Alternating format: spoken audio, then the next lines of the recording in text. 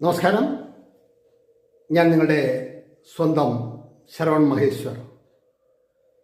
കൃഷ്ണശിലയായി എന്ന എൻ്റെ പരമ്പരയിലെ 272ാമത്തെ എപ്പിസോഡാണിത്. ഇന്ന് ഞാൻ നിങ്ങളോട് പറയുന്നത്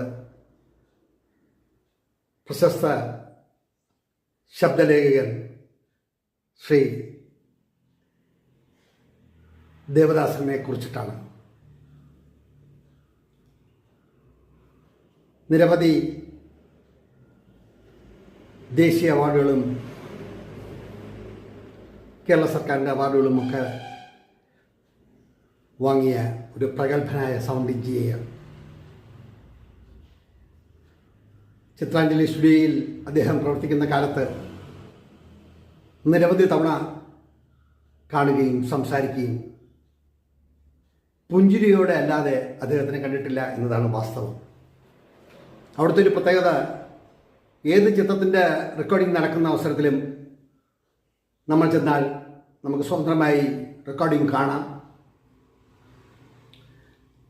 റെക്കോർഡിങ്ങിന് വരുന്ന പ്രൊഡ്യൂസറോ ഡയറക്ടറോ അല്ലെങ്കിൽ അഭിനേതാക്കളോ ആരാണ് നിങ്ങൾ, എന്തിനിവിടെ വന്നു, അല്ലെങ്കിൽ അനാവശ്യമായിട്ടുള്ള ഒരു ചോദ്യങ്ങൾക്കും സാഹചര്യം സൃഷ്ടിച്ചിട്ടില്ല.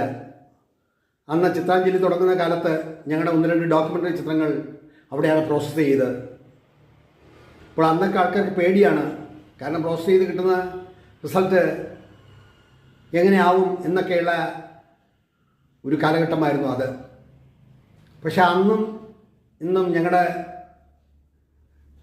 ഒണ്ണൂർ മാറ്റയർ എന്നുള്ള ഡോക്യുമെൻ്ററിയും അങ്ങനെയുള്ള ഡോക്യുമെൻ്ററി ചില വർക്കുകളൊക്കെ അവിടെ ചെയ്യുമ്പോൾ റെക്കോർഡിംഗ് തിയേറ്ററിൽ കയറി റെക്കോർഡിംഗ് കാണുക പതിവായിരുന്നു. അപ്പോഴെല്ലാം റെക്കോർഡിങ്ങിനെ കുറിച്ച് എന്തെങ്കിലും സംശയമോ എന്തെങ്കിലും കാര്യങ്ങളോ ഉണ്ടെങ്കിൽ രഹസ്യമായി ദേവദാസ് സാറിൻ്റെ റൂമിൽ ചെന്ന് ചോദിക്കുമ്പോൾ ചിരിച്ചിട്ടല്ലാതെ അദ്ദേഹം മറുപടി പറഞ്ഞിട്ടില്ല. വളരെ കുറച്ച് സംസാരം, വാചാലമായി സംസാരിക്കുന്നതൊന്നും എത്രയോ വർഷങ്ങളായി അവിടെ പോകുന്ന എനിക്ക് കാണാൻ കഴിഞ്ഞിട്ടില്ല. വളരെ ഹൃദ്യമായ പെരുമാറ്റം, അഹന്ത, അറിവിൻ്റെ നിറകുടം, ഞാനില്ലെങ്കിൽ പ്രപഞ്ചമില്ല എന്നൊക്കെ ധാരണ വെച്ചു പുലർത്തുന്ന ചിലരുടെ കൂട്ടത്തിലല്ല അദ്ദേഹം.